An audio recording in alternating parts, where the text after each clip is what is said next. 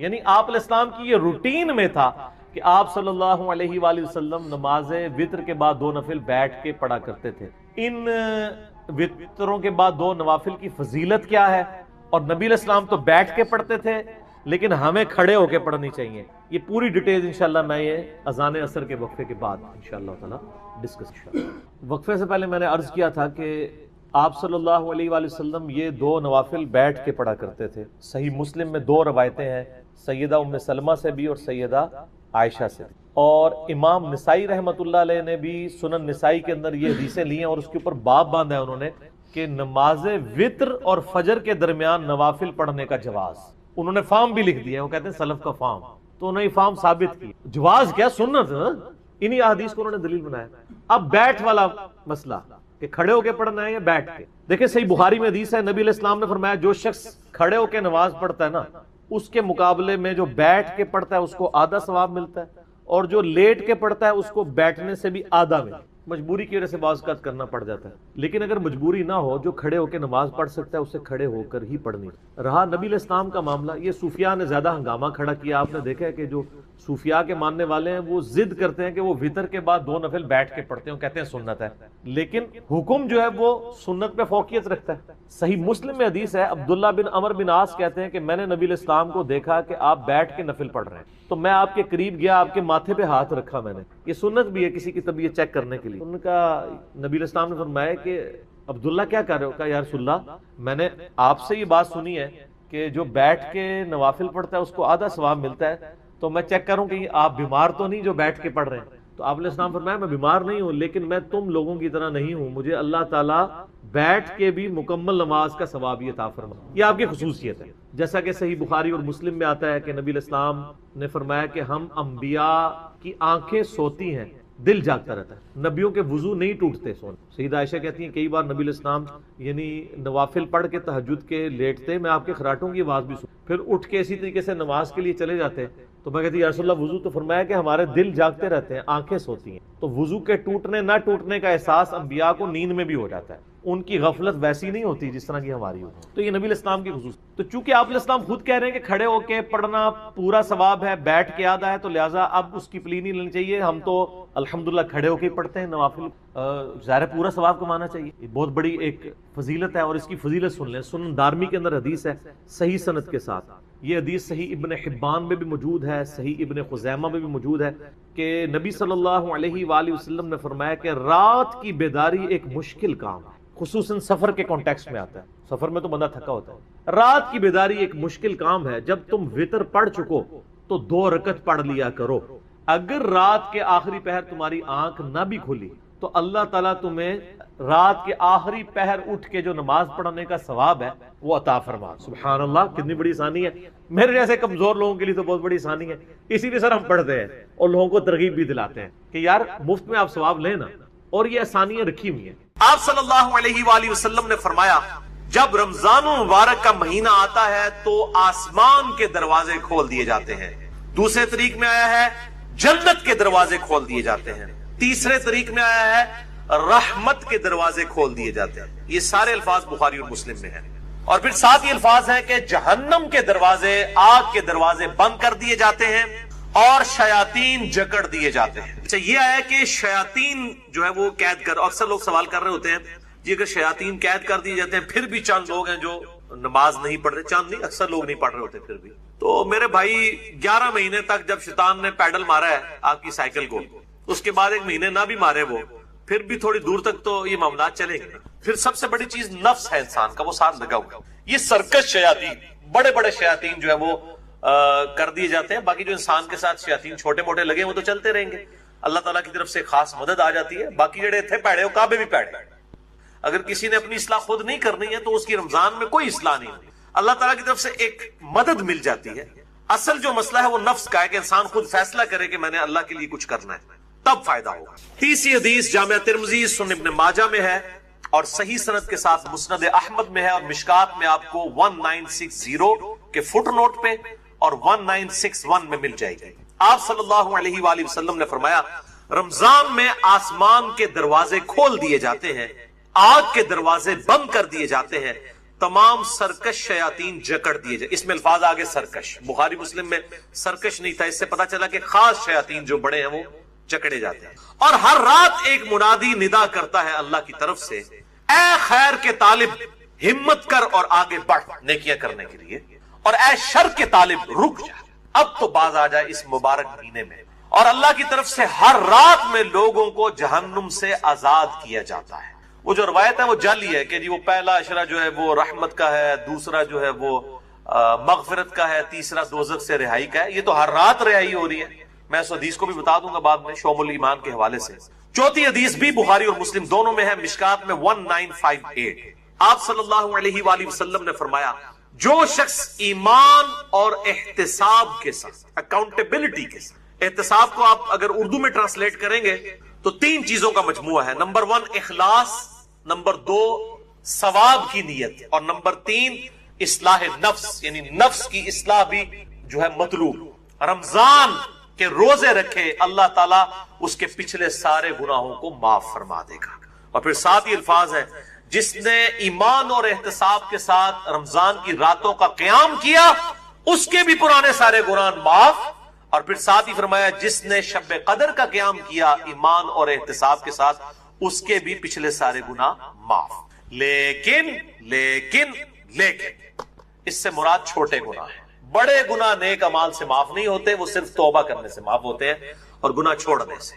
اس کے سپورٹ میں حدیث ہے صحیح مسلم کی، مشکات میں ہے، اس کا نمبر 564. آپ صلی اللہ علیہ وآلہ وسلم نے فرمایا اگر بڑے بڑے گناہوں سے بچا جائے تو 5 نمازیں، ایک نماز سے دوسری نماز تک، ایک جمعے سے دوسرا جمعہ، اور ایک رمضان سے دوسرا رمضان درمیان کے گناہوں کا کفارہ ہے اگر بڑے گناہوں سے بچا جائے. تو نماز چھوڑنا تو خود بڑا گناہ ہے. یہ نہیں ہے کہ ایک جمعہ پڑھ لیا پھر اگلا جمعہ پڑھا پچھلے ساری معاف، نہیں، کبیرہ گناہوں سے بچا جائے. صحیح مسلم میں حدیث ہے، مشکات میں 569 اس کا نمبر ہے کہ بندے کے کفر اور اسلام کے درمیان فرق نماز ہے. تو نماز چھوڑنے سے تو بڑا کوئی گناہ نہیں ہے.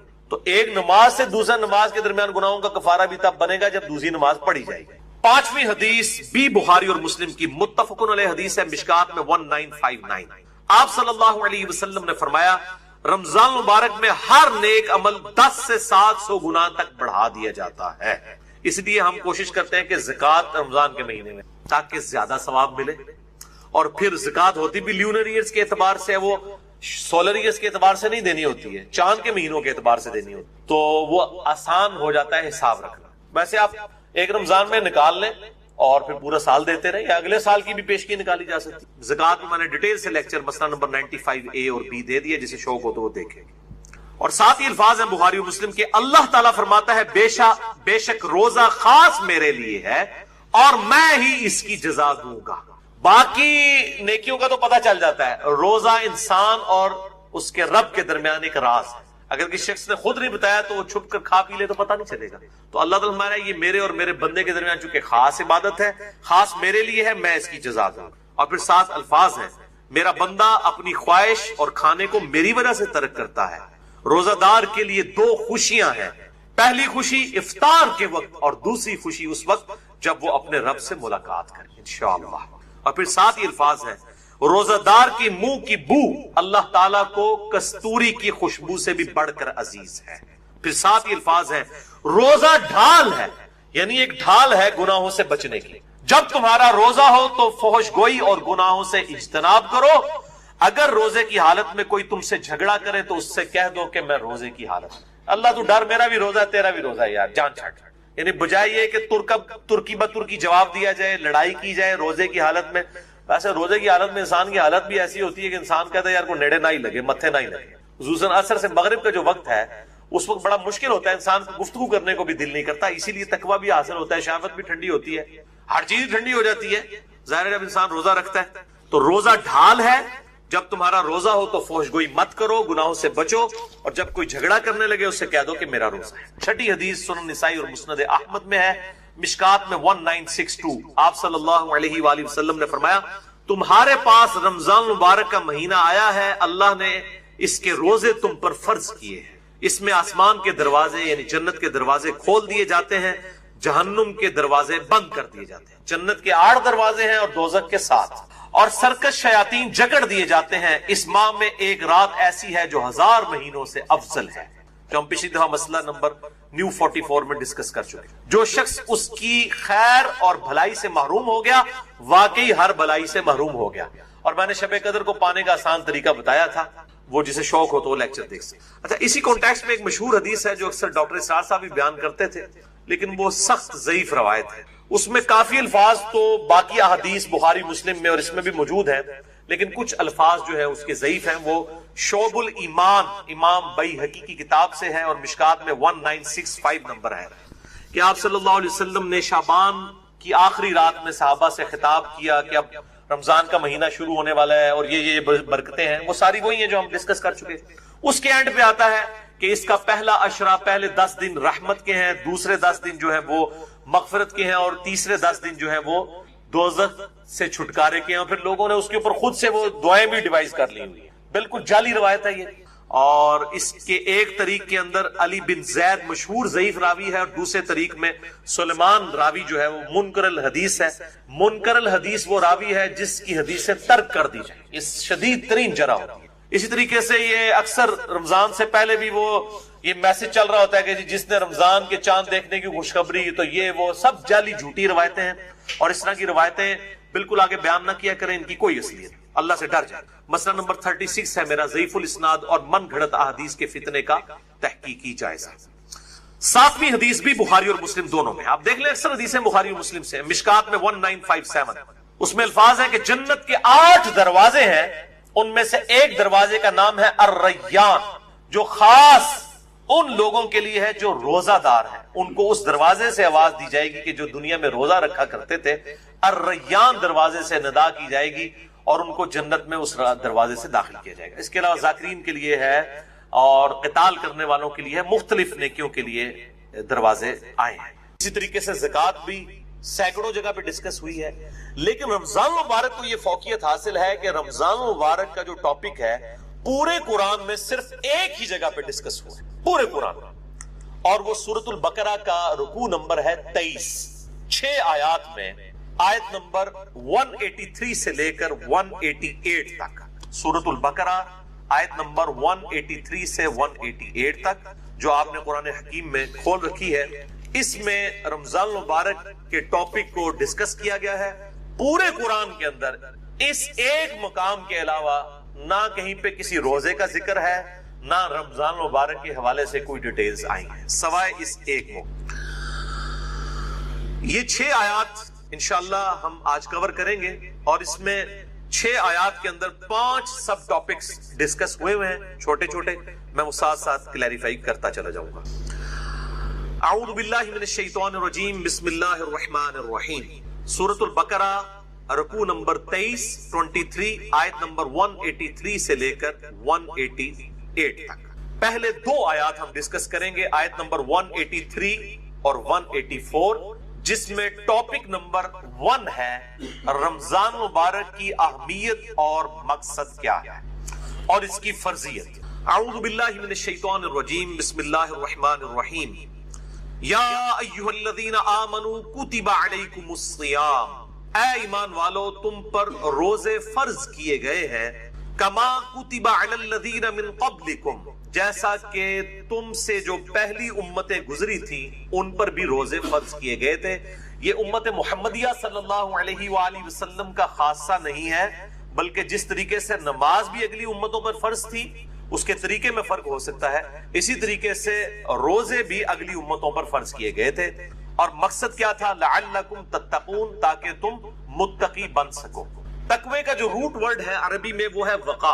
وقا کہتے ہیں عربی میں بچنے کو، یعنی جس شخص کو یہ یقین ہو کہ کسی ہستی نے میری مرضی کے بغیر مجھے پیدا کیا ہے اور وہ میرے ساتھ کچھ بھی کرنے پر قادر ہے، اس کے خوف کی وجہ سے، اس کے ڈر کی وجہ سے گناہوں سے بچنا اور فرائض پر استقامت اختیار کرنا، یہ ہے تقوی. اب وہ گناہ حقوق العباد سے ریلیٹڈ بھی ہو سکتے ہیں اور حقوق اللہ سے ریلیٹڈ بھی ہو سکتے ہیں، اور فرائض بھی حقوق العباد سے ریلیٹڈ بھی ہو سکتے ہیں اور حقوق اللہ سے ریلیٹڈ بھی ہو سکتے ہیں. سورۃ الحجرات میں واضح طور پر آیا ان اکرمکم عند اللہ اتقاکم، بے شک تم میں اللہ تعالیٰ کے نزدیک سب سے عزت والا وہ ہے جو زیادہ متقی ہے، اور رمضان کا مقصد بھی تقوی ہے۔ اب مجھے ضمناً حدیث یاد آئی جو بخاری اور مسلم دونوں میں موجود ہے، کتاب النکاح چیپٹر میں یہ پہلی حدیث ہی آپ کو مل جائے گی، صحیح بخاری میں بھی، صحیح مسلم میں بھی اور مشکات میں بھی، نکاح والے چیپٹر میں، کہ آپ صلی اللہ علیہ وآلہ وسلم نے فرمایا، اے نوجوانوں کے گروہ، تم میں سے جو نکاح کی استطاعت رکھتا ہو اسے چاہیے کہ وہ نکاح کرے، یہ چیز اس کے شرمگاہ کی حفاظت میں مدد کرے گی اور نگاہوں کو نیچا رکھنے میں اس کو سپورٹیو ہو، اور جو نکاح کی استطاعت نہ رکھتا ہو، یعنی فائنینشلی اس کو سپورٹ نہ کر سکتا ہو ازدواجی زندگی کو، تو وہ روزے رکھ کر اپنی شہوت کو ٹھنڈا کرے۔ یعنی روزہ جو ہے یہ تقوی کے حصول کا ایک ذریعہ ہے۔ ایام معدودات، گنتی کے چند دن ہیں، یہ رمضان کا جو مہینہ ہے اور روزے ہیں۔ فمن کان منکم مریضا، بس جو کوئی تم میں مریض ہو، اس میں بھی ایکسیپشن دے دی کہ اگر مریض ہو، او علی سفر، یا وہ سفر میں ہو، فعدۃ من ایام اخر، تو وہ اپنی گنتی کو باقی دنوں میں پورا کر سکتا ہے۔ اب وہ سفر چاہے آرام دہ ہو یا غیر آرام دہ ہو، اس سے کوئی سروکار نہیں ہے، سفر میں وہ روزہ چھوڑ سکتا، لیکن باقی دنوں میں گنتی پوری کرنی ہوگی۔ باقی اس کی ڈیٹیلز انشاءاللہ فقہی احکام و مسائل ہم اگلی نشست میں ڈسکس کریں گے۔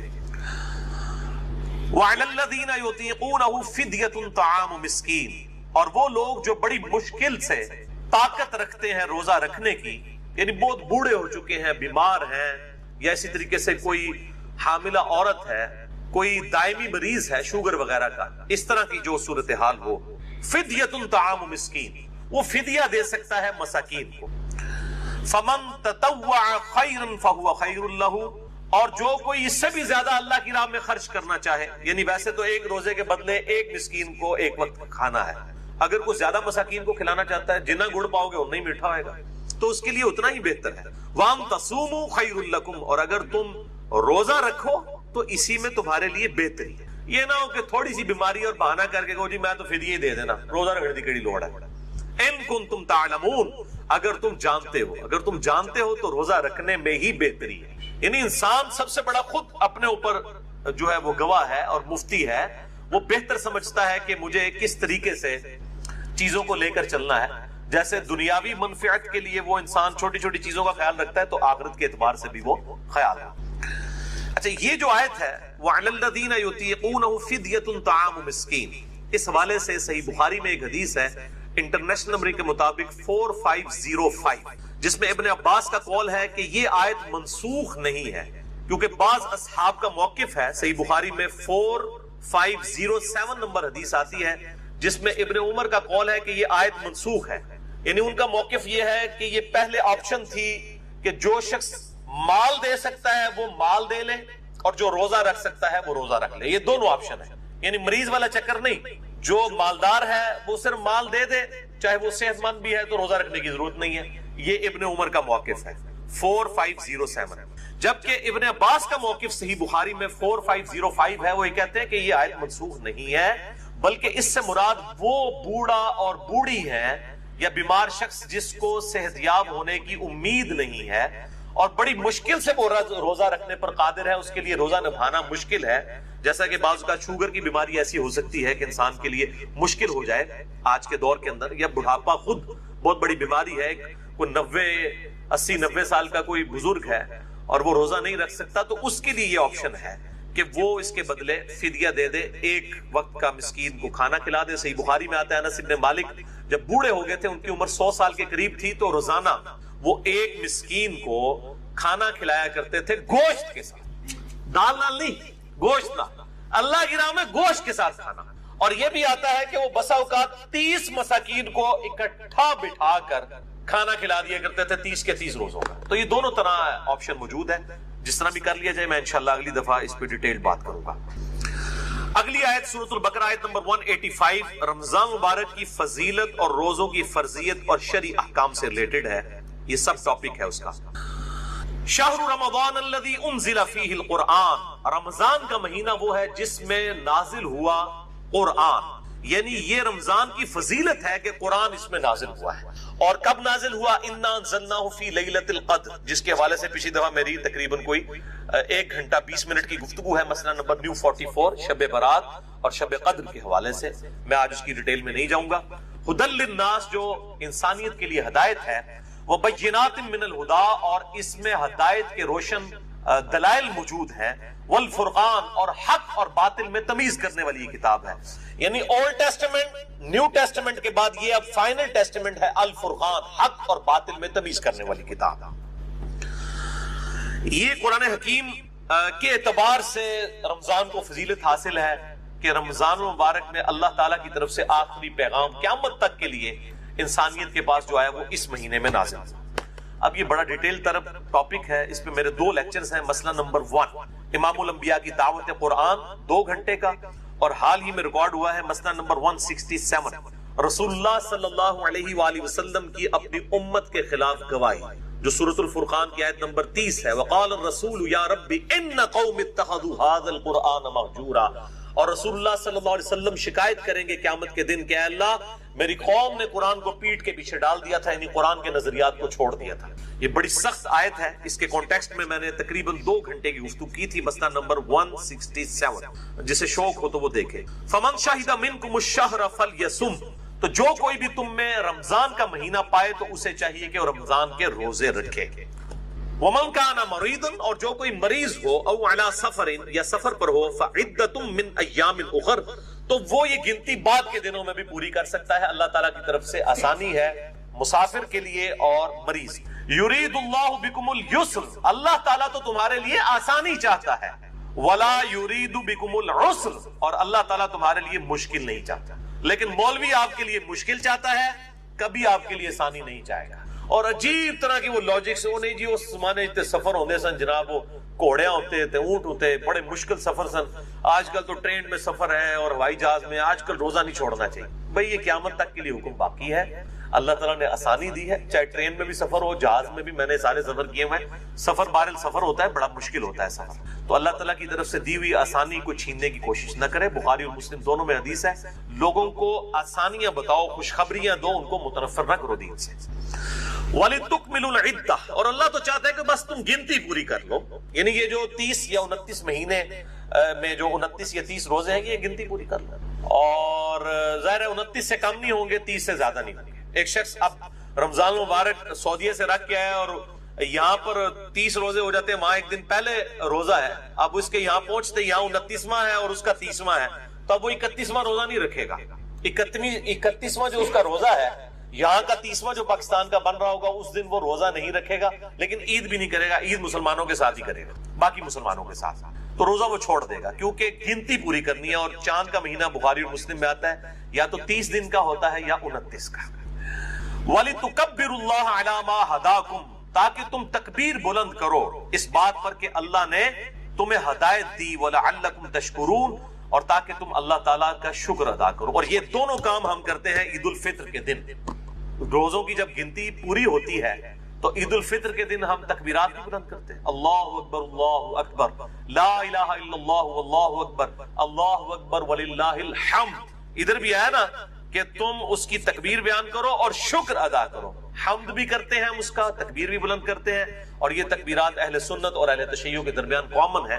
مسلمانوں کا اجماع ہے ان تکبیرات کے اوپر.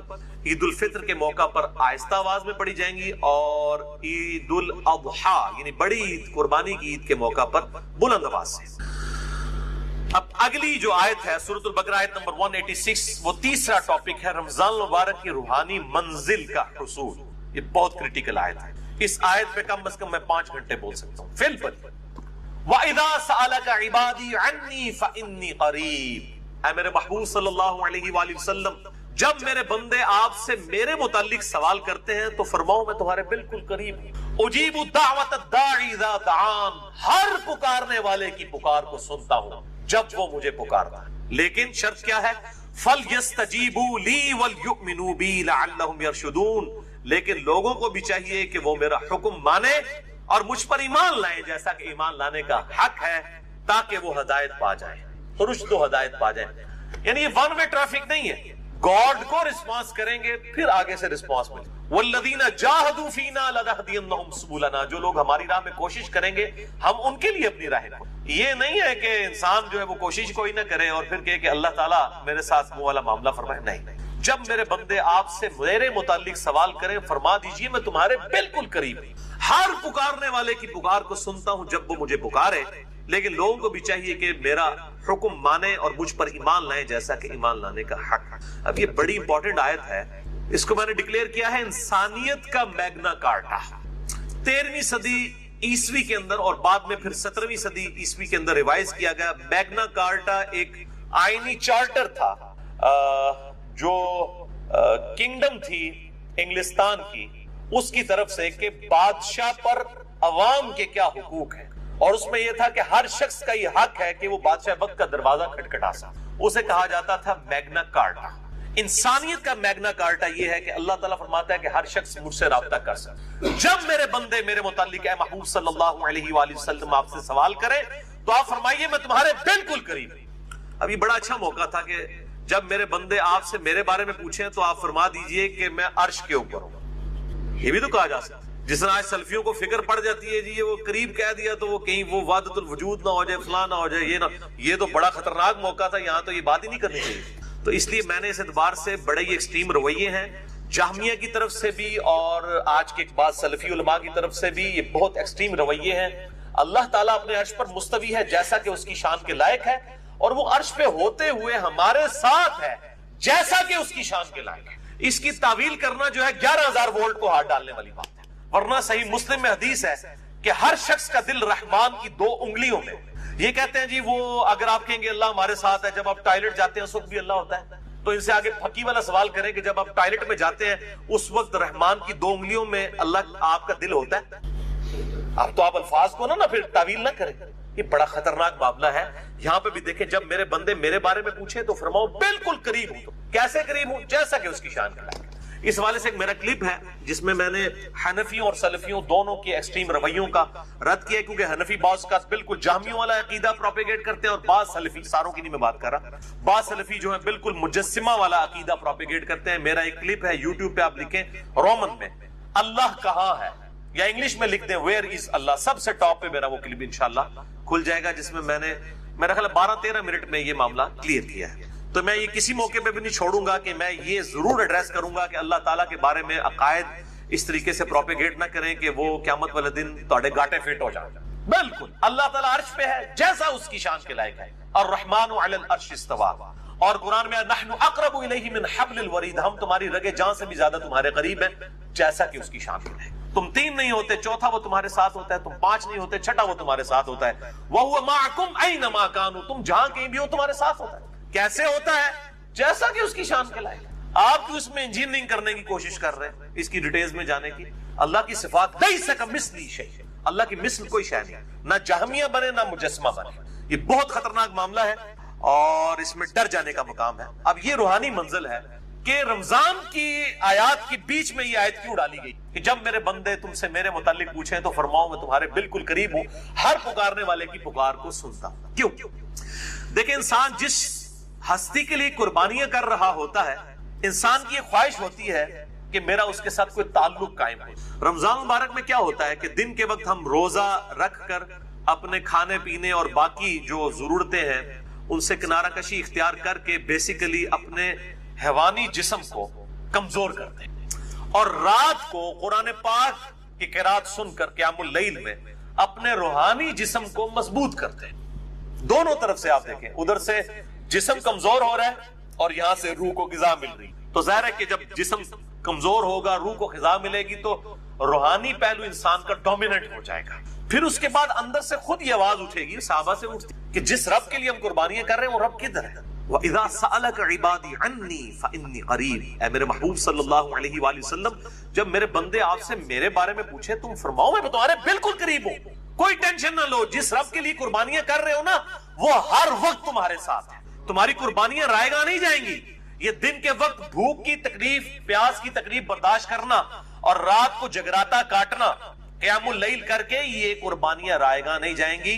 اور جب انسان کو یہ یقین ہونا کہ جس کے لیے انسان قربانی کر رہا ہے وہ اس کو دیکھ رہا ہے اس حال میں، تو انسان کو صبر نصیب ہو جاتا ہے۔ یہ دنیا میں بھی ہے، آپ کسی دنیاوی دوست کے لیے قربانی کریں اور تکلیف اٹھائیں اور آپ کو یہ پتا چل جائے کہ آپ کے دوست کو بھی یہ بات پتا چل گئی ہے کہ آپ کو اس کی تکلیف اٹھانی پڑ رہی ہے، تو ایک اندر سے روحانی خوشی ملتی ہے کہ یار جس کے لیے کر رہا تھا اس کو پتا چل گیا کہ میں نے اس کے لیے قربانی کی۔ اور جس اللہ کے لیے، جس نے ہمیں یہ سب کچھ دیا، ہمیں جان دی، اچھا جسم دیا، بال بچے دیے اور یہ دنیاوی سرکمسٹانسز دیے، اور پھر الٹیمیٹلی جنت میں ہمیشہ کی کامیابیاں انشاءاللہ مقدر ہونے والی ہیں، تو اس اللہ کے لیے بھی جب انسان اپنی کوئی قربانی پیش کرتا ہے تو انسان کے اندر سے یہ خواہش پیدا ہوتی ہے، اور اسی کا ذکر ہے جب میرے بندے پوچھیں فرماؤ تمہارے بالکل قریب ہوں، ہر پکارنے والے کی پکار کو سنتا ہوں، بشرطے کہ وہ میری بات بھی مانے اور مجھ پر ایمان لائے جیسا کہ ایمان لانے کا حق ہے۔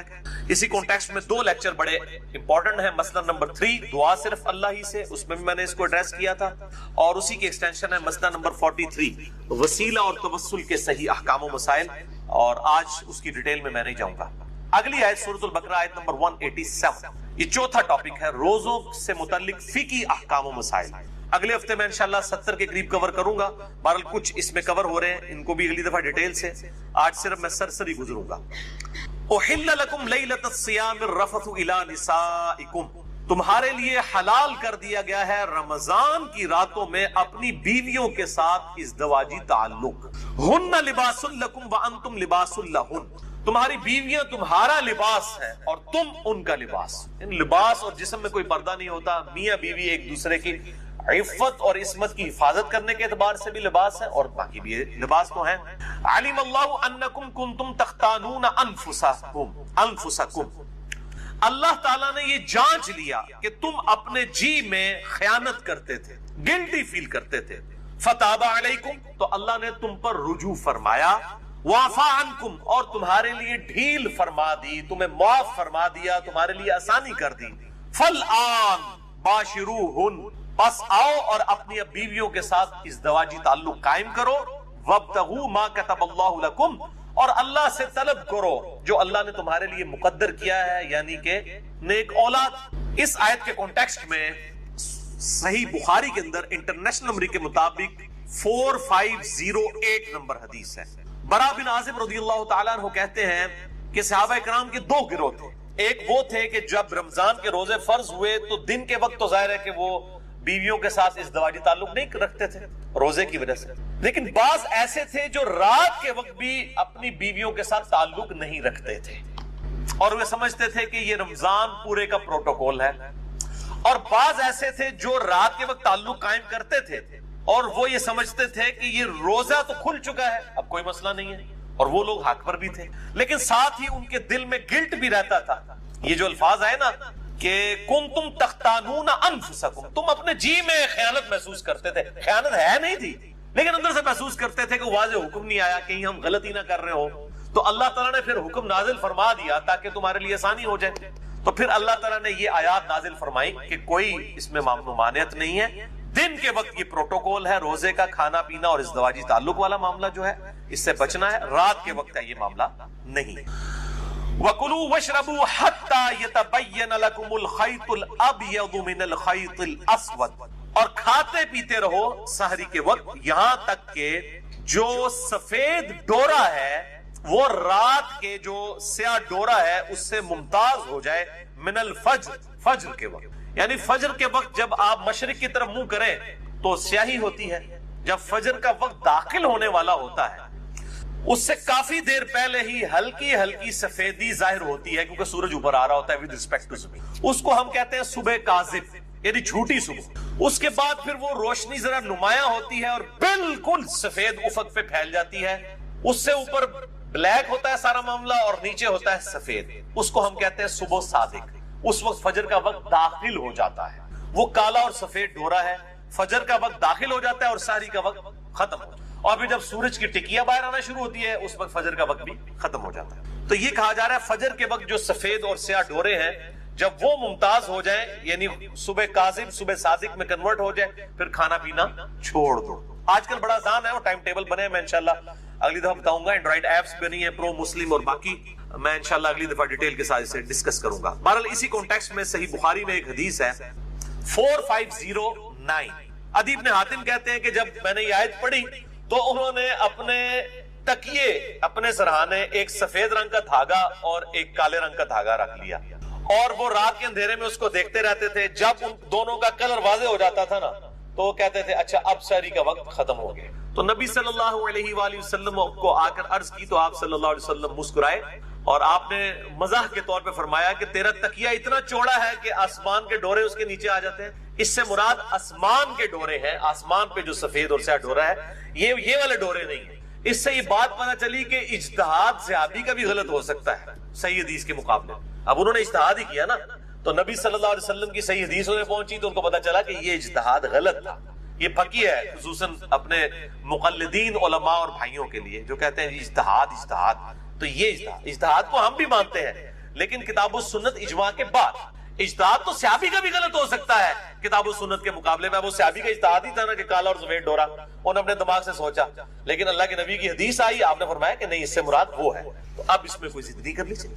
تو قرآن حکیم میں ہر چیز موجود ہے, انسان تھوڑا سا تفکر کرے تو حق بات انسان کو پتہ چل جائے گی. ثم اتم الصیام الی اللیل, اور پھر اس کے بعد روزے کو رات تک مکمل کرو. اب یہ بڑا کڑوا ٹاپک ہے اور بون آف کنٹینشن ہے سنی اور شیعہ کے درمیان. میں انشاءاللہ اگلی دفعہ یہ مسئلہ بھی حل کر دوں گا. یہاں پہ الفاظ یہ نہیں ہے کہ روزے کو مکمل کرو شام تک, یہ الفاظ ہیں روزے کو مکمل کرو رات تک. اور رات کی ڈیفینیشن کے اعتبار سے جو اختلاف پایا جاتا ہے, میرے نزدیک سنی اور شیعہ دونوں ہی اپنی جگہ موقف پہ درست ہیں. اور بسا اوقات سنی علماء جو ہیں وہ شیعہ کے ساتھ بالکل خیانت کر رہے ہوتے ہیں اس مسئلے میں, اور بعض اوقات شیعہ جو ہیں وہ اہل سنت کے ساتھ خیانت کر رہے ہوتے ہیں. میں انشاءاللہ اگلی دفعہ اس مسئلے کو ڈسکس کروں گا. اور دونوں نے ون سائیڈڈ باتیں پکڑی ہوئی ہیں. اب یہ سارے حدیث بتا رہے ہوتے ہیں جی افطار میں جلدی کرو, حالانکہ یہ بھی حدیث موجود ہے قیامت والے دن آپ صلی اللہ علیہ وسلم کو ایسا منظر بھی دکھایا گیا ہے کہ دوزخ کے اندر لوگ الٹے لٹکے ہوئے ہیں جو وقت سے پہلے روزہ کھول لیا کرتے ہیں. اب ہم یہ پوچھتے ہیں یہ وقت سے پہلے کھولنے والے کون ہیں؟ اہل تشیع کے بارے میں تو یہ ہے کہ وہ لیٹ کھولتے ہیں. پہلے کون کھول رہے ہیں؟ پہلے وہ کھول لیں جن کے ٹائم ٹیبل غلط بنے ہوئے ہیں. ان کو شرم بھی نہیں آتی, ہر سال لوگوں کے روزے ہیں وہ جی افطار میں جلدی کریں. افطار میں جلدی کا یہ مطلب تو نہیں کہ آپ روزہ ابھی غروب پورا بھی نہیں ہوا اور آپ کے بزرگ بابے غلط ٹائم ٹیبل بنا گئے ہوئے ہیں, آپ ان کے مطابق چلیں. ہمارے جیلم میں تو میں نے خصوصاً اہل حدیث مکتب فکر کے تو روزے شاید 25-30 سال سے کسی کا بھی صحیح نہ ہو, کیونکہ ان کا ٹائم ٹیبل مغرب کے وقت 4-5 منٹ جو ہے پہلے ہے.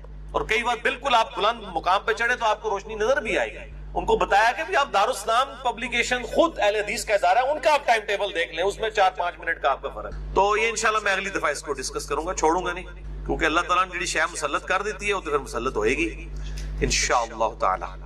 وَلَا تُبَاشِرُوهُنَّ وَأَنْتُمْ عَاكِفُونَ فِي الْمَسَاجِدِ, اور عورتوں کے ساتھ ازدواجی تعلق مت قائم کرو جب تم مسجدوں میں اعتکاف کیے ہوئے ہو. اس سے یہ بات پتہ چلی کہ عورت بھی مسجد میں اعتکاف کر سکتی ہے, لیکن میں نے پچھلی دفعہ بتایا تھا جب حالات فیوریبل ہو. آج کے جو حالات ہیں اس کے اندر بہتر یہ ہے کہ عورت گھروں میں ہی اعتکاف کرے. اس کی وجہ یہ ہے کہ آج کل یہ سیلفی فون اور یہ باقی جو بیماریاں ہیں اس کی وجہ سے کچھ ہو جائے گا. اللہ یہ کہ جہاں پہ آپ کو کنفرم ہو کہ اس طرح کی کوئی بےہودگی نہیں ہے تو وہاں پر سیکیورٹی بھی ہو ہر اعتبار سے. تو جب تم مسجدوں میں اعتکاف کرو تو پھر مسجد میں اعتکاف کرنے والا اپنی بیوی کے ساتھ ازدواجی تعلق قائم نہیں کر سکتا اگر اس کی بیوی نے بھی ساتھ اعتکاف کیا ہوا ہے. تلک حدود اللہ, یہ اللہ کی حدیں ہیں. فلا تقربوها, اور ان حدوں کے قریب بھی مت پھٹکنا. کذالک یبین اللہ آیاتہ للناس لعلہم یتقون, اور اس طریقے سے اللہ تعالیٰ اپنی آیات کھول کھول کر بیان فرماتا ہے تاکہ تم متقی بن جاؤ. وہی بات لعلکم تتقون, متقی بنانے کے لیے یہ کھول کھول کر. مطلب کیا ہے کہ کوئی شخص یہ نہ کہ آپ یہ اتنی نٹی گٹیز ڈسکس کی جا رہی ہیں اور میاں بیوی کا ریلیشن شپ ڈسکس ہو رہا ہے, یہ کتنی کوئی بے حیائی پہ مبنی نعوذ باللہ کوئی باتیں ہیں.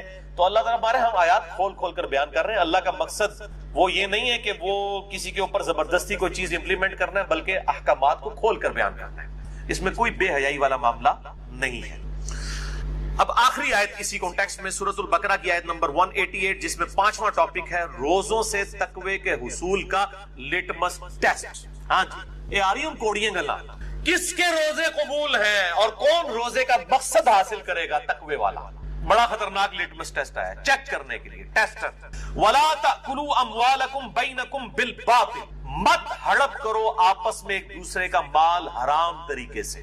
اب رمضان کا مہینہ آ رہا ہے, چیزیں مہنگی کر دی ہیں, ملاوٹ کرنی شروع کر دی ہے, اور وہ سمجھ رہے ہیں رمضان کا مہینہ تو ہم برکتیں لوٹ رہے ہیں, لعنتیں لوٹ. مت ہڑپ کرو آپس میں ایک دوسرے کا مال حرام طریقے سے. وَتُدْلُوا بِهَا إِلَى الْحُكَّامِ, اور اس مال کو رشوت کا ذریعہ نہ بناؤ حکمرانوں تک پہنچنے کے لیے. کیوں؟ لِتَأْكُلُوا فَرِيقًا مِّنْ أَمْوَالِ النَّاسِ بِالْإِثْمِ, کہ ایک فریق دوسرے فریق کا مال کھا لے گناہ کے ساتھ.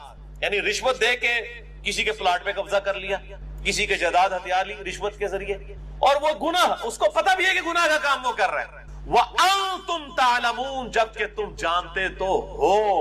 لوگ بڑے بولے بن کے مجھے بھی فون کر کے پوچھ رہے ہوتے ہیں علی بھائی یہ جائز ہے ناجائز ہے. میں پہلے پوچھ رہا ہوں تہاڈا کیا خیال ہے، جائز ہے ناجائز ہے؟ نہیں جی لگتا تو ناجائز ہی ہے. تو میں نے کو پوچھ رہے ہوں. اللہ تعالیٰ بھی کہہ رہا ہے وَأَنْتُمْ تَعْلَمُونَ، جبکہ تم یہ جانتے بھی ہو کہ غلط کام کر رہے ہیں. یہ دل کا جو مفتی ہے نا، بہت بڑا مفتی ہے. میں اس پہ بھی حدیث بھی ایک بتاتا ہوں دل کے مفتی کے اوپر، صحیح مسلم کی حدیث اسی کانٹیکسٹ میں. تو یہ رمضان میں جو چور بازاری کی ہوتی ہے اور چیزوں کو مہنگا کرتے ہیں، یہ ان کے لیے ہے کہ رمضان سے وہی برکت حاصل کرے گا جو حرام خوری نہ کرنے والا ہو. تو رزق حلال از دا لٹمس ٹیسٹ آف ایمان. ایمان کا لٹمس ٹیسٹ ایک یہ بھی ہے کہ رزق حلال ہے یا حرام ہے. اگر رزق حرام ہے تو کوئی تقوی نہیں ہے، کوئی روزے نہیں ہے. یہ کہتے ہیں پتہ نہیں قبول ہوئے نہیں، پتہ لگ گیا جناب تھوڑے تو کنفرم نہیں ہوئے جڑے اس طرح کے کام کرتے ہیں. تو میں ان کو پھر بتاتا ہوں جی کنفرم نہیں ہوئے تھوڑے قبول. قرآن اس لکھے حرام خوری کرنے والوں کا کہاں پہ روزہ قبول ہے، کسی کو دھوکہ دینے والے کا، کسی کے ساتھ زیادتی کرنے والے کا. اور ایک طرف سے مال ہڑپ کر کے لوگوں کی افطاریاں کروا رہے ہوتے ہیں. ٹھیک ہے جی، وہ سمجھتے ہیں ہم بڑا کوئی نیکی کا کام کر رہے ہیں. حرام کا مال کھا کر حرام مال کیوں اللہ تعالیٰ کنڈیم فرما رہا ہے؟ کیونکہ یہ حقوق العباد کا مسئلہ ہے. جب آپ حرام کما رہے ہیں تو کسی دوسرے کا حق جو ہے وہ غصب کر رہے ہیں. اصل میں آپ پیسے تو لے رہے ہیں اس سے پورے، لیکن مال میں خیانت کر کے اس کو دے رہے ہیں. تو یہ حقوق العباد کا مسئلہ ہے، اس لیے اللہ تعالیٰ اس معاملے میں سختی فرماتا ہے. اب یہ اتنا کڑوا ٹاپک ہے، اس پہ گھنٹوں بولا جا سکتا ہے، لیکن اس کو سکپ بھی نہیں کیا جا سکتا. میں 3 حدیثیں رزق حلال کے کانٹیکسٹ میں یہاں پہ بیان کر دوں تاکہ پتہ چلے روزے کس کے قبول ہیں. باقی جسے ڈیٹیل چاہیے ہو تو مسئلہ نمبر 51 ہے میرا، رزق حرام کی مذمت اور دنیا پرستی کا انجام اور اس کا علاج، اہل سنت پاک.com ہماری ویب سائٹ پہ.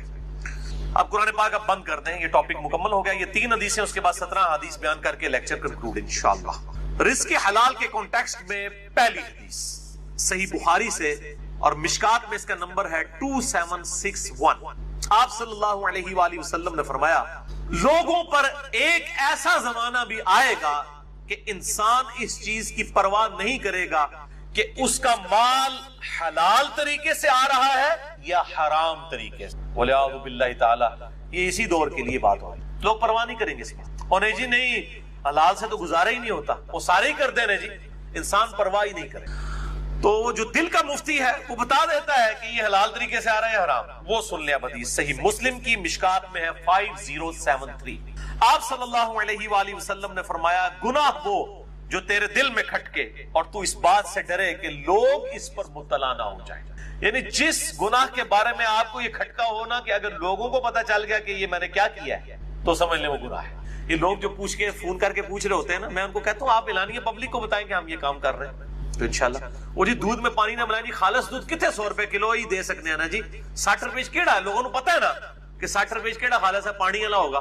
تو آپ لکھ کے لگا دیں کہ یہ 60 روپے کلو دودھ ہے اور پانی کی ملاوٹ کے ساتھ. اگر آپ سمجھتے ہیں گناہ کا کام نہیں ہے لکھ کے لگا دیں. ہاں پھر کوئی لے تو پھر آپ پہ کوئی گناہ نہیں. دودھ میں پانی ملانا کوئی ملاوٹ نہیں ہے، اس کا چھپانا ملاوٹ ہے. آپ لکھیں کہ پانی والا دودھ 60 روپے، خالص دودھ 100 روپے، لیں گے لوگوں کو پتہ چل دے گا. لیکن 60 روپے خالص دودھ لکھ رہے ہیں تو ملاوٹ کر رہے ہیں، حرام خوری ہے. گناہ وہ جو تیرے دل میں کھٹکے اور تو اس بات سے ڈرے کہ لوگ اس پر مطلع ہوں. اسی کانٹیکسٹ میں ایک اور حدیث ہے جامع ترمذی، سنن نسائی اور مسند احمد میں مشکات میں 2773 ہے. مولا حسن ابن علی رضی اللہ تعالی عنہما وعلیہم السلام، سیدنا علی کے بڑے بیٹے حسن ابن علی کہتے ہیں کہ میں نے خود اپنے نانا سے رسول اللہ صلی اللہ علیہ وسلم سے ایک بات سنی اور میں نے حفظ کر دی کہ آپ صلی اللہ علیہ وسلم نے فرمایا جو چیز تجھے شک میں ڈال دے اسے چھوڑ دے. شک سے پاک شے کو اختیار کر کیونکہ سچائی میں اطمینان ہے اور جھوٹ میں شک ہے. جو چیز شک میں ڈال دے اسے چھوڑ دے. لیکن ہم چھوڑ دیتے ہیں، لیکن دنیاوی والی چیز، دین والی چیز میں ہمیں کو کنفرم بھی بتا دینا کہ غلط ہو رہا ہے، کہتے ہیں نہیں ایڈی بھی سختی نہیں ہے دین. اور یہاں کہہ رہا ہے شک میں بھی ڈال دے چھوڑ دو. دوسری حدیث رزق کے حلال کے کانٹیکسٹ میں صحیح مسلم سے ہے اور مشکات میں 2860. نبی صلی اللہ علیہ وسلم ایک اناج کے ڈھیر کے پاس سے گزرے. کوئی صحابی اناج بھیج رہا تھا، یہ کوئی بریلوی دیوبندی اہل حدیث شیعہ نہیں تھا، کوئی صحابی تھا. آپ صلی اللہ علیہ وسلم نے اپنا مبارک ہاتھ اس کے اناج کے اس غلے کے ڈھیر میں داخل کیا تو آپ کو نمی محسوس ہوئی اپنے ہاتھ میں. آپ نے فرمایا یہ کیا ہے؟ اس نے کہا یا رسول اللہ صلی اللہ علیہ وسلم رات کے وقت بارش ہوئی تھی تو یہ گندم گیلی ہو گئی، اناج گیلا ہو گیا.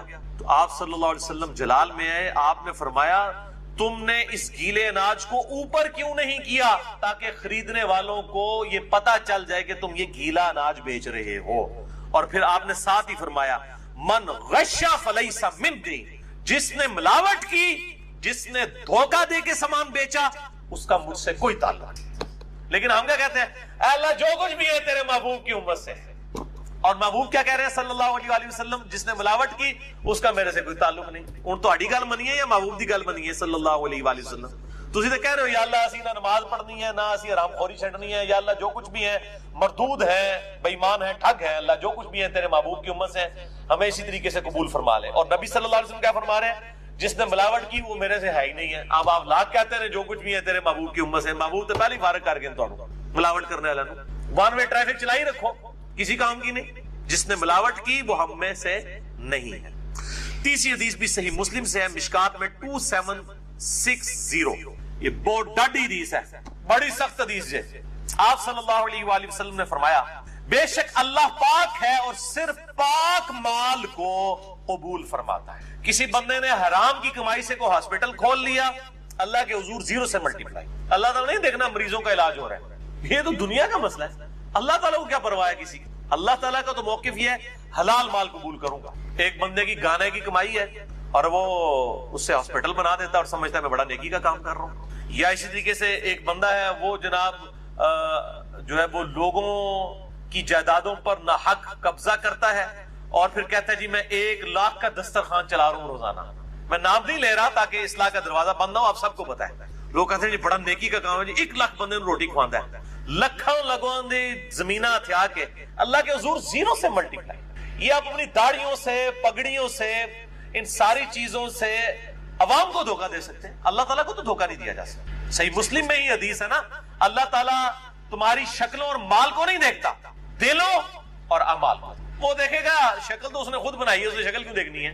کدی نورانی ہے تو کدی کالی ہے، انہیں آپ بنائی ہوئی ہے. جس شخص کی شکل اگر خوبصورت نہیں ہے تو اس نے خود کیا بنائی ہے؟ وہ تو اللہ نے بنائی ہے. تو اللہ نے شکلیں کیوں دیکھنی ہے؟ مال بھی نہیں دیکھنا، وہ بھی اسی کا دیا ہوا ہے. دلوں اور اعمال کو دیکھنا ہے کہ اس نے حرام سے کمایا ہے کہ حلال سے، اور اس کی نیت کیا ہے؟ اللہ کی راہ میں خرچ کر کے جو ہے وہ لوگوں سے داد وصول کرنا ہے یا اللہ کے حضور اپنا اخلاص اور اجر پکا کرنا ہے. یہ اللہ نے یہ دیکھنا ہے. اور پھر اسی حدیث میں 7 الفاظ ہیں. آپ صلی اللہ علیہ وآلہ وسلم نے قرآن کی 2 مختلف آیات تلاوت کی. ایک یہ تھی یا ایھا الرسل کلوا من الطیبات واعملوا صالحا، اے اللہ کے پیغمبروں کھاؤ اللہ کے پاکیزہ مال میں سے اور اعمال کرو نیک.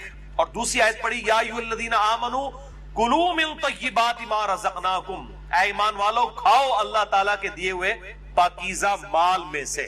پھر آپ صلی اللہ علیہ وسلم نے اسی صحیح مسلم کی حدیث کے الفاظ ہیں، آپ نے فرمایا کہ ایک شخص دور دراز کا سفر کر کے آتا ہے، پراندہ بال ہے، جسم مٹی سے آلود ہے، ایسی حالت ہے کہ عام آدمی کو بھی اس کی حالت دیکھ کر ترس آ جائے، اور پھر وہ ہاتھ لمبا کر کے دعا کرتا ہے یا رب یا رب.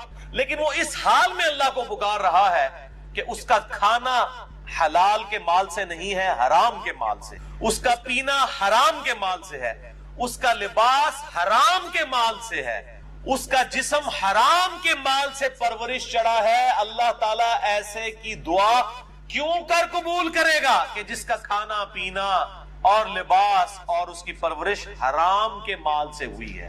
آپ صلی اللہ علیہ وسلم کے الفاظ ہیں اللہ تعالیٰ اس کی دعا کیوں کر قبول کرے گا، اس کا پکارنا کیوں کر قبول کرے گا. بولے اعوذ باللہ تعالی. تو میں پھر وہی جملہ ریپیٹ کروں گا، رزق حلال از دا لٹمس ٹیسٹ آف ایمان. اور یہی لٹمس ٹیسٹ ہے کہ کسی کے روزے قبول ہوئے یا نہیں قبول ہوئے. اب میرے بھائیوں آخر میں 17 صحیح الاسناد حدیث ہیں، لیکن ان کو ڈسکس کرنے سے پہلے ایک دفعہ دروشی پڑھ لیجئے.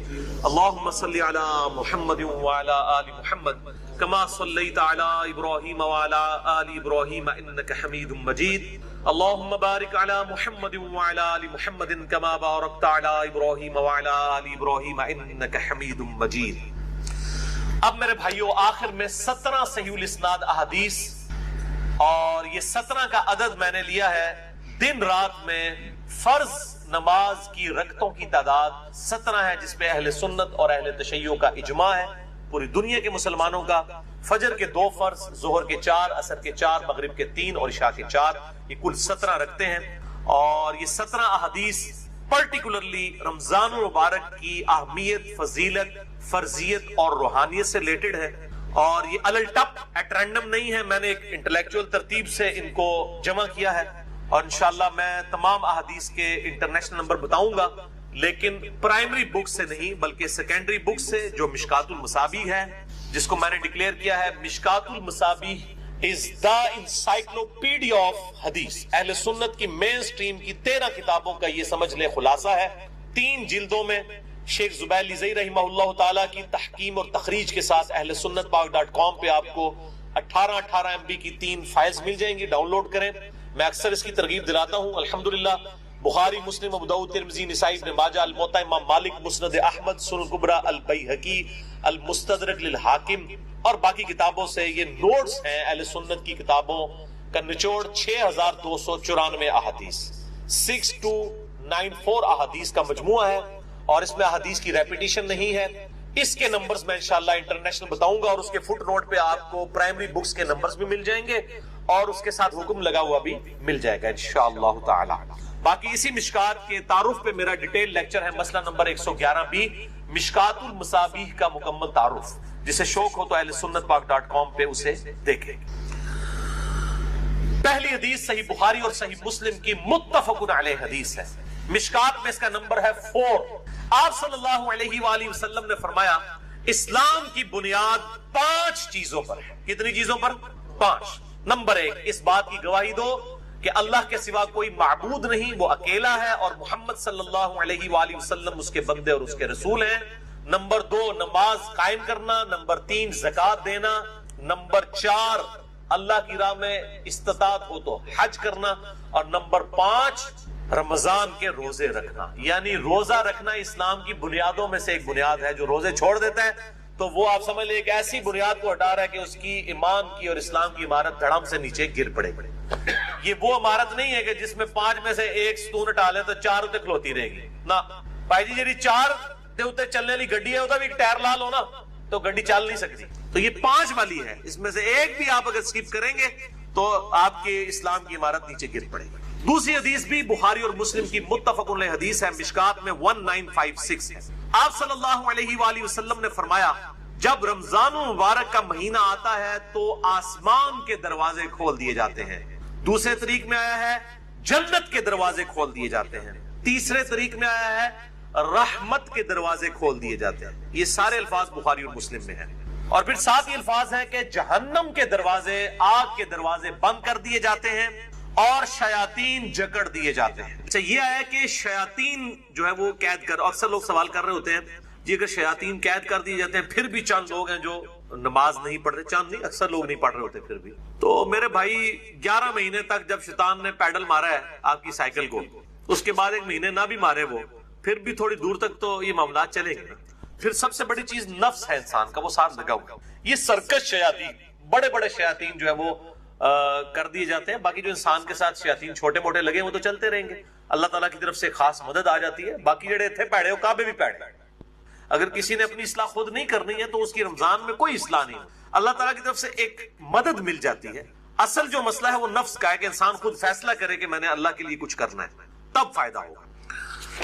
تیسری حدیث جامعہ ترمذی، سنن ابن ماجہ میں ہے اور صحیح سند کے ساتھ مسند احمد میں ہے، اور مشکات میں آپ کو 1960 کے فٹ نوٹ پہ اور 1961 میں مل جائے گی۔ آپ صلی اللہ علیہ وآلہ وسلم نے فرمایا رمضان میں آسمان کے دروازے کھول دیے جاتے ہیں، آگ کے دروازے بند کر دیے جاتے ہیں، تمام سرکش شیاطین جکڑ دیے جاتے۔ اس میں الفاظ آگے سرکش، بخاری مسلم میں سرکش نہیں تھا، اس سے پتا چلا کہ خاص شیاطین جو بڑے ہیں وہ جکڑے جاتے ہیں۔ اور ہر رات ایک منادی ندا کرتا ہے اللہ کی طرف سے، اے خیر کے طالب ہمت کر اور آگے بڑھ نیکیاں کرنے کے لیے، اور اے شر کے طالب رک جا، اب تو باز آ جائے اس مبارک مہینے میں۔ اور اللہ کی طرف سے ہر رات میں لوگوں کو جہنم سے آزاد کیا جاتا ہے۔ وہ جو روایت ہے وہ جعلی ہے کہ جی وہ پہلا اشرہ جو ہے وہ رحمت کا ہے، دوسرا جو ہے وہ مغفرت کا ہے، تیسرا دوزخ سے رہائی کا ہے۔ یہ تو ہر رات رہائی ہو رہی ہے، میں اس حدیث کو بھی بتا دوں گا بعد میں شعب الایمان کے حوالے سے۔ چوتھی حدیث بھی بخاری اور مسلم دونوں میں ہے، مشکات میں 1958۔ آپ صلی اللہ علیہ وآلہ وسلم نے فرمایا جو شخص ایمان اور احتساب کے ساتھ، اکاؤنٹیبلٹی کے ساتھ، احتساب کو آپ اگر اردو میں ٹرانسلیٹ کریں گے تو 3 چیزوں کا مجموعہ ہے. نمبر 1 اخلاص، نمبر 2 ثواب کی نیت، اور نمبر 3 اصلاح نفس، یعنی نفس کی اصلاح بھی جو ہے مطلوب. رمضان کے روزے رکھے اللہ تعالیٰ اس کے پچھلے سارے گناہوں کو معاف فرما دے گا. اور پھر ساتھ ہی الفاظ ہے جس نے ایمان اور احتساب کے ساتھ رمضان کی راتوں کا قیام کیا اس کے بھی پرانے سارے گناہ معاف. اور پھر ساتھ ہی فرمایا جس نے شب قدر کا قیام کیا ایمان اور احتساب کے ساتھ اس کے بھی پچھلے سارے گناہ معاف. لیکن اس سے مراد چھوٹے گناہ ہیں. بڑے گناہ نیک اعمال سے معاف نہیں ہوتے، وہ صرف توبہ کرنے سے معاف ہوتے ہیں اور گناہ چھوڑنے سے. اس کے سپورٹ میں حدیث ہے صحیح مسلم کی، مشکات میں ہے، اس کا نمبر 564. آپ صلی اللہ علیہ وآلہ وسلم نے فرمایا اگر بڑے بڑے گناہوں سے بچا جائے تو 5 نمازیں، ایک نماز سے دوسری نماز تک، ایک جمعے سے دوسرا جمعہ اور ایک رمضان سے دوسرا رمضان درمیان کے گناہوں کا کفارہ ہے اگر بڑے گناہوں سے بچا جائے. تو نماز چھوڑنا تو خود بڑا گناہ ہے، یہ نہیں ہے کہ ایک جمعہ پڑھ لیا پھر اگلا جمعہ پڑھا پچھلے ساری معاف، نہیں، کبیرہ گناہوں سے بچا جائے. صحیح مسلم میں حدیث ہے، مشکات میں 569 اس کا نمبر ہے کہ بندے کے کفر اور اسلام کے درمیان فرق نماز ہے. تو نماز چھوڑنے سے تو بڑا کوئی گناہ نہیں ہے. تو ایک نماز سے دوسرا نماز کے درمیان گناہوں کا کفارہ بھی تب بنے گا جب دوسری نماز پڑھی جائے گی. 5ویں حدیث بھی بخاری اور مسلم کی متفق علیہ حدیث ہے، مشکات میں 1959.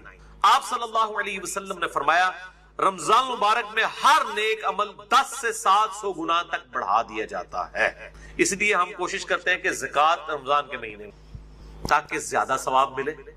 اور پھر زکوٰۃ ہوتی بھی لیونر ایئرز کے اعتبار سے، وہ سولر ایئرز کے اعتبار سے نہیں دینی ہوتی ہے، چاند کے مہینوں کے اعتبار سے دینی ہوتی ہے، تو وہ آسان ہو جاتا ہے حساب رکھنا. ویسے آپ ایک رمضان میں نکال لیں اور پھر پورا سال دیتے رہے، یا اگلے سال کی بھی پیشگی نکالی جا سکتی. زکوٰۃ میں نے ڈیٹیل سے لیکچر مسئلہ نمبر 95A اور B دے دیا، جسے شوق ہو تو وہ دیکھے. اور ساتھ ہی الفاظ ہیں بخاری و مسلم کے، اللہ تعالیٰ فرماتا ہے بے شک روزہ خاص میرے لیے ہے اور میں ہی اس کی جزا دوں گا.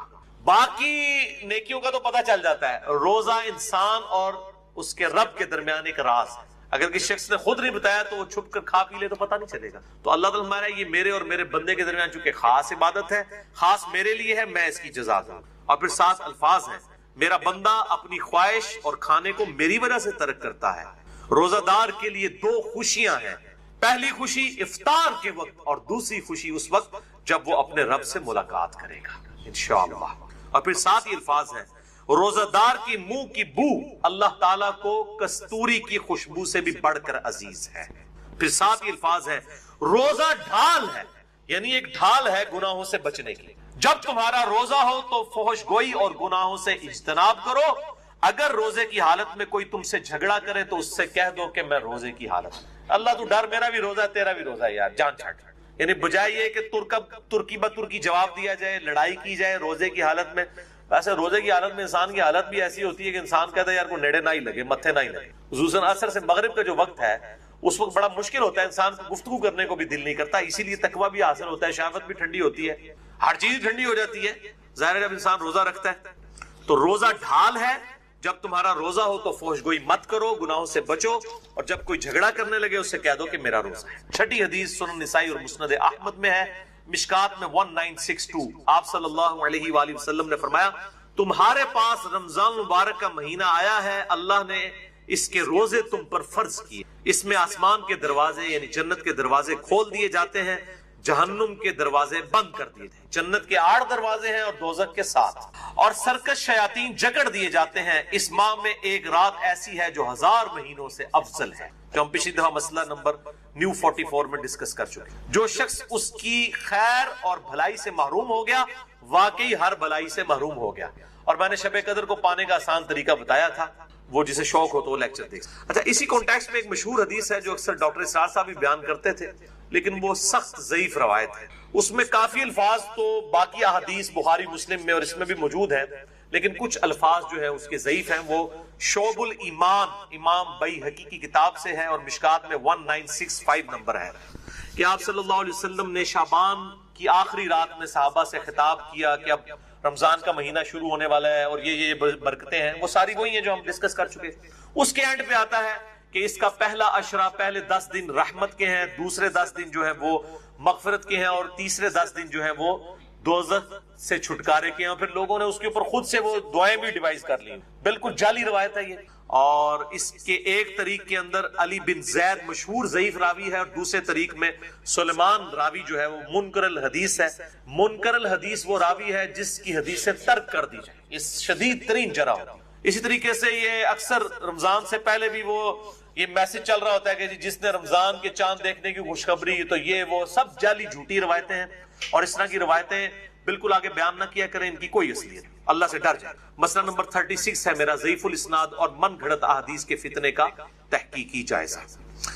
7ویں حدیث بھی بخاری اور مسلم دونوں میں. آپ دیکھ لیں اکثر حدیثیں بخاری اور مسلم سے. مشکات میں 1957 اس میں الفاظ ہیں کہ جنت کے 8 دروازے ہیں، ان میں سے ایک دروازے کا نام ہے الریان، جو خاص ان لوگوں کے لیے ہے جو روزہ دار ہیں. ان کو اس دروازے سے آواز دی جائے گی کہ جو دنیا میں روزہ رکھا کرتے تھے.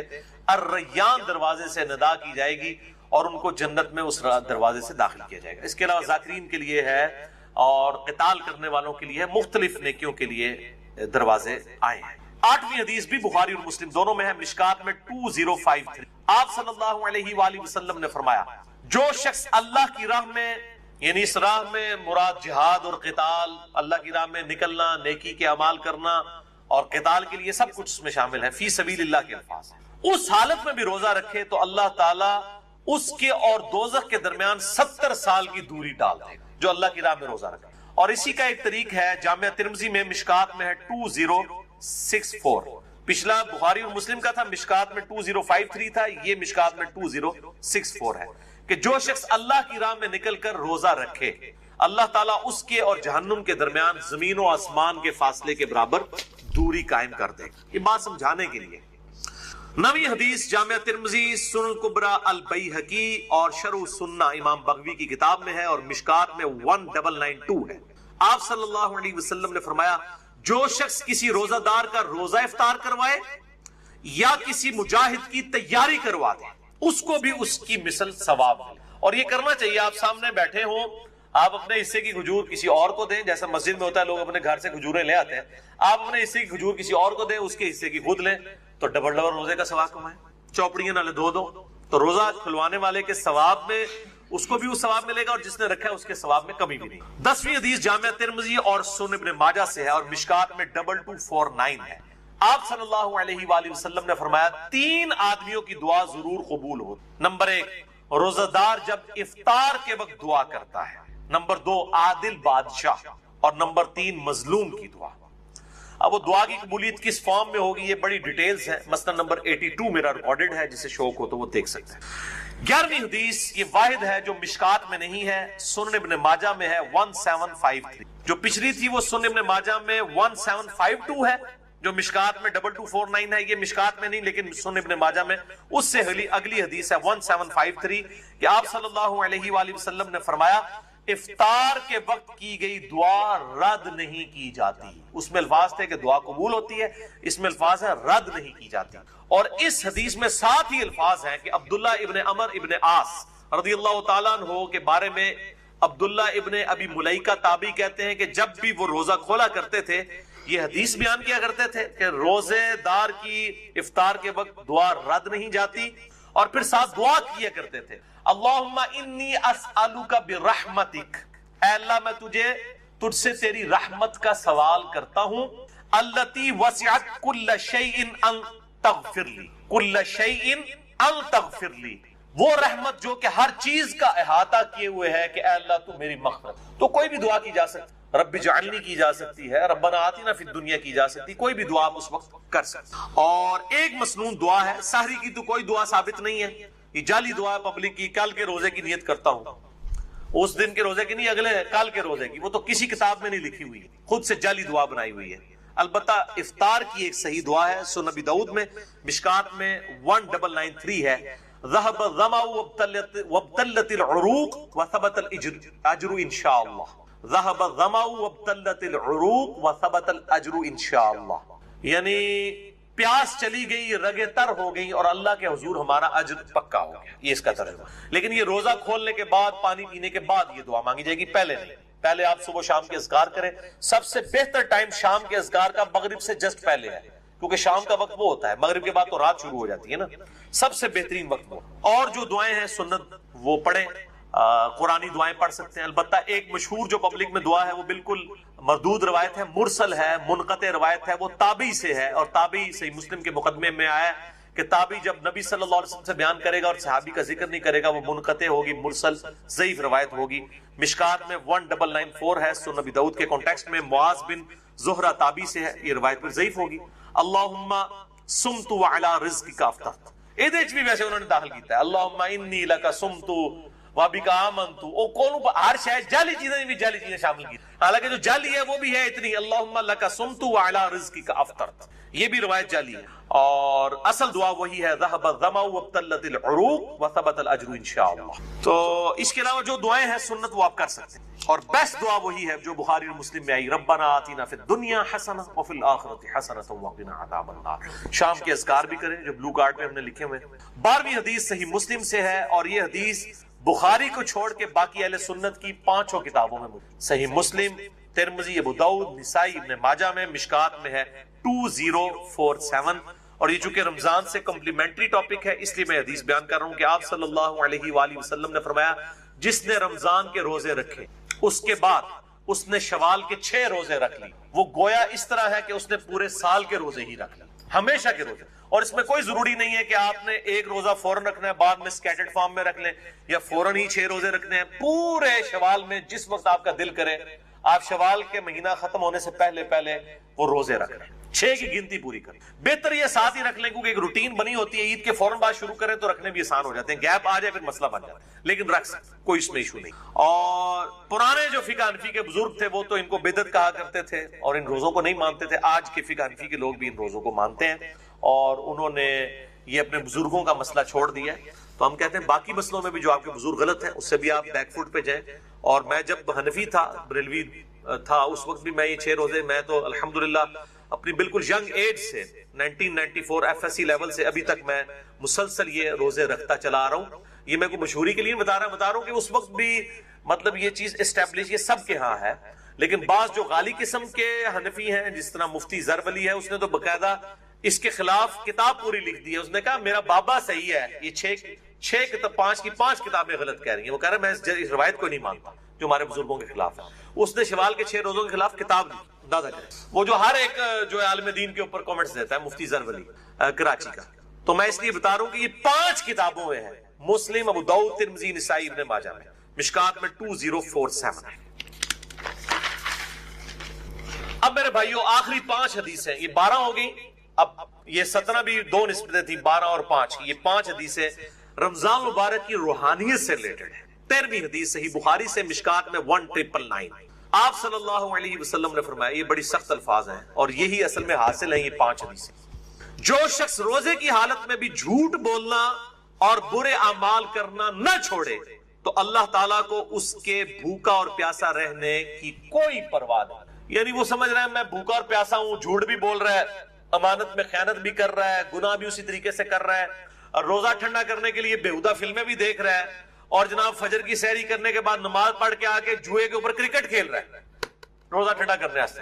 تو اللہ تعالیٰ کو کیا پرواہ ہے؟ اللہ تعالیٰ کو تو دھوکہ نہیں دیا جا سکتا. 14ویں حدیث سنن دارمی سے ہے، مشکات میں 2014 صحیح سند کے ساتھ. آپ صلی اللہ علیہ وسلم نے فرمایا کتنے ہی روزہ دار ایسے ہیں کہ جنہیں اپنے روزے سے بھوک اور پیاس کے علاوہ کچھ نہیں ملتا، کوئی اجر نہیں ملتا، بس بھوکا پیاسے ہی رہتے ہیں. اور کتنے ہی قیام اللیل کرنے والے ایسے ہیں کہ جنہیں سوائے جاگنے کے کچھ نہیں ملتا. وہ انتظار ہی کرتے ہیں رکوع جدو امام جانا جا کے شامل ہوتے ہیں، اور باقی اکثر کو تو پتہ ہی نہیں کہ امام کیا پڑھ رہا ہے. وہ تو یہ اس انتظار میں ہوتے ہیں کہ کب یہ جو ہے نا وہ رکوع میں جائے. تو بیچارے ظاہر ہے کہ وہ اپنی نیند ہی قربان کر کے آ رہے ہوتے ہیں. اس سے بہتر ہے کہ گھر اپنے جو وہ نوافل پڑھنے پڑھ کے سو جائیں، بجائے یہ کہ آپ تکلیف میں کھڑے ہوں اور قرآن سن کے آپ کو بار بار یہ خیال آ رہا ہو کہ قدر کچھ کس ٹائم جاندہ ہے اور سمجھ بھی نہ آ رہا ہو. تو بہتر ہے پھر گھر میں بیٹھ رہے. کتنے ہی قیام کرنے والے ایسے ہیں کہ ان کو جاگنے کے سوا کچھ حاصل نہیں ہوتا. بالکل ایسے ہی 15ویں حدیث بڑی مشہور ہے جامعہ ترمذی کی، مشکات میں 927.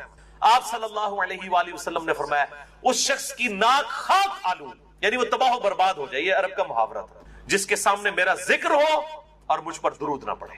اللہم صلی علی محمد وعلی آل محمد. اور ساتھ ہی دوسری بات ارشاد فرمائی اس شخص کی ناک خاک آلود ہو جائے جس کے پاس رمضان آ کر چلا جائے اور وہ اللہ سے اپنی مغفرت نہ کروا سکے. اتنا بہترین نیکیوں کا موسم آئے اور اپنی مغفرت نہ کروا سکے, برباد ہو جائے ایسا شخص جو رمضان میں اپنی مغفرت نہ کروا. اور تیسری چیز فرمائی اس شخص کی ناک خاک آلود ہو جو اپنے ماں باپ میں سے دونوں یا کسی ایک کو بڑھاپے کی حالت میں پائے اور پھر ان کی خدمت کر کے جنت نہ کما سکے. اس کو بھی برباد ہی ہو جانا چاہیے جس کے پاس اس کے ماں باپ جنت کی شکل میں دونوں یا دونوں میں سے ایک موجود تھا کہ اس کی خدمت کرنا.